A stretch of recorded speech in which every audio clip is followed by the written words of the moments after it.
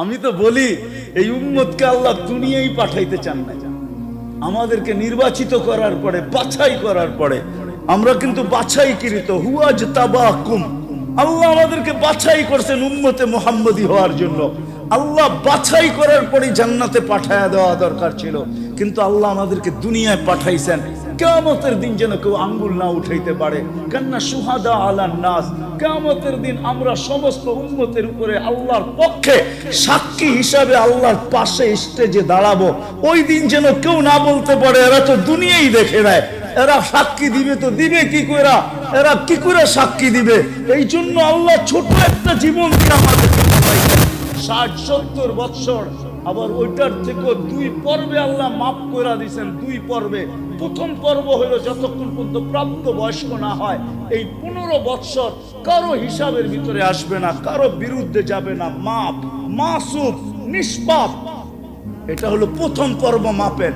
দ্বিতীয় পর্ব আমরা 24 ঘন্টা যতক্ষণ ঘুমায় থাকি কলম উঠায় ফেরেশতা বসে থাকে, রুফিয়াল কলম আনিন নাইম হাত্তা ইয়াস্তাইখিন, যতক্ষণ পর্যন্ত ঘুমের থেকে না উঠবে কলম আমার বিরুদ্ধে কিচ্ছু লিখবে না, পক্ষে। 2 পর্বে আল্লাহ আমাদেরকে মাফ করে দিয়েছেন। আর রইল তো রইল কতটুকু। এই জন্যই আমি বলি আল্লাহ অল্প সময়ের জন্য পাঠাইছেন, শুধু প্রমাণ দাঁড় করানোর জন্য। যদি কেউ আঙ্গুল উঠায় এরা সাক্ষী হলো কি করে, এরা তো দুনিয়াই দেখে নাই, তো আল্লাহ পা উঠায় দিয়ে দেখায় দিবে, দেখ এখনো পায়ের নিচে দুনিয়ার মাটি লাগানো আছে, এরা দুনিয়া দেখা আসছে, পাড়ায় আসছে দুনিয়া। এই জন্য আমাদেরকে দুনিয়ায় পাঠাইছেন, নাহলে এই উম্মতকে পাঠাইতেন। আবার কখনো প্রোগ্রাম করেন ওরকম শোনা যাব না। আজকে যতটুক শুনাইলাম আসেন, আর আমলের ভিতরে সবচেয়ে মাতৃকলেই তো ইমান নিয়ে আসছে। মুসলমানের ঘরে আল্লাহ অস্তিত্ব দিচ্ছেন, আসতে দেরি, আজান একামত কানে আসতে দেরি হয় নাই। ইমান আল্লাহ দিয়েই পাঠাইছেন, ইমান আমাদের ভিতরে আছে।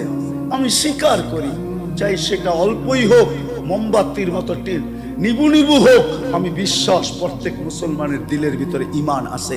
ইমানের পরে সবচেয়ে বড় আমল যেটা, সেটা হলো 5 ওয়াক্ত নামাজ। আজকের থেকে যদি আমরা অঙ্গীকার করি যে আজকের থেকে কোনো অবস্থায় যেখানে থাকি ওইখানে দাঁড়ায় যাব, ফ্যাক্টরিতে আসি তো ফ্যাক্টরি, দোকানে আসি তো দোকান, হাটে আসি তো হাটে, বাজারে আসি তো বাজারে, রোডে আসি তো রোডে। আর বাংলাদেশের মতো দুনিয়াতে কোনো দেশ নাই যেখানে কদমে কদমে মসজিদ। আমি ঘুরে বলতেছি, আল্লাহ তো আমাকে কম দেখান নাই, 7 মহাদেশ দেখা ফেলছি, আরেকটা নতুন হইলে হয়তো যেতে হবে, কিন্তু পুরান সবকটা দেখা শেষ। 7 মহাদেশ তো দেখা ফেলছি। মহাদেশ বলবে এই লোকটা আমার কাছে আসছিল, শুধু মহাদেশ বলবে না, মহাদেশের আকাশও বলবে আমার উপর দিয়ে উড়া গেছিল। আল্লাহ 7 মহাদেশ দেখায় ফেলছে। বাংলাদেশের মতো মসজিদ দুনিয়ার কোথাও নাই। হ্যাঁ হ্যাঁ, সত্য এটাই। বাংলাদেশের মতো দুনিয়াতে, বাংলাদেশের মানুষের মতো মানুষ কোথাও নাই। আমার তো মনে চায়, আমি পারি না, আপনাদের পায়ে চুমা দিতে মনে চায়।